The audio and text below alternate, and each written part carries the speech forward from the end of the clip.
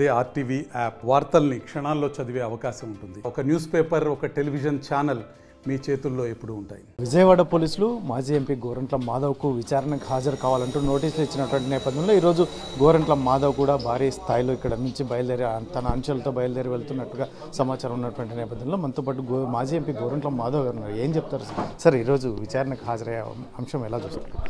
ఈరోజు ఖచ్చితంగా విజయవాడకు బయలుదేరి ఎవరైతే కన్సర్న్ పోలీసు ఉన్నారో ఆ పోలీస్ దగ్గర హాజరయ్యి నేను ఇన్వెస్టిగేషన్కి పూర్తి స్థాయిలో సహకరిస్తాను.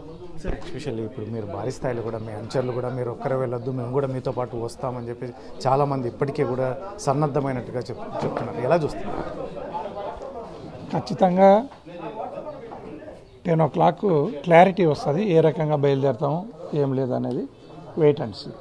పార్టీ ఎలా చూస్తాం సార్ మీకు? ఎందుకంటే పార్టీ కన్సర్న్ అలా, ఎందుకంటే మీరు అక్కడ విచారణకు ఎలా హాజరవ్వాలి, ఇలాంటి లాయర్ల అంశం కానీ పార్టీ ఎలా మీకు సపోర్ట్ ఎలా ఉంది?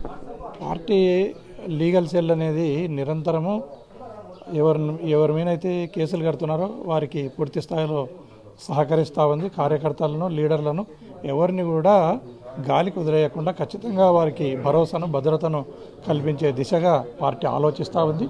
ఎవరికి కూడా ఇబ్బంది లేదు. ముఖ్యంగా 70 to 79 సెక్షన్స్ పెట్టినట్టు ఏం చూసి అది బాధిత బాలికల యొక్క పేర్లను డిస్క్లోజ్ చేయరాదనేది దాని సారాంశము. దానిపైనే మనం ఎక్స్ప్లెనేషన్ ఇవ్వాల్సి ఉంటుంది.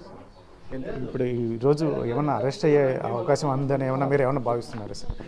చూడాలి, మనం వెయిట్ అండ్ సీ, చూద్దాం.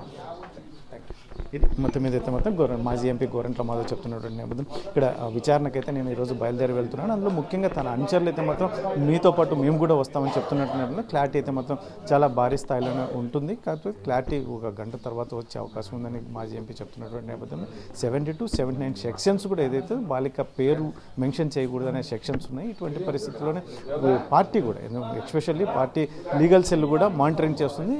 లాయర్ల అంశం కావచ్చు, ఇతర అంశాలను కూడా పూర్తి స్థాయిలో మానిటరింగ్ చేస్తుంది. ఖచ్చితంగా పార్టీ దీన్ని క్షుణ్ణంగా పరిశీలిస్తుంది.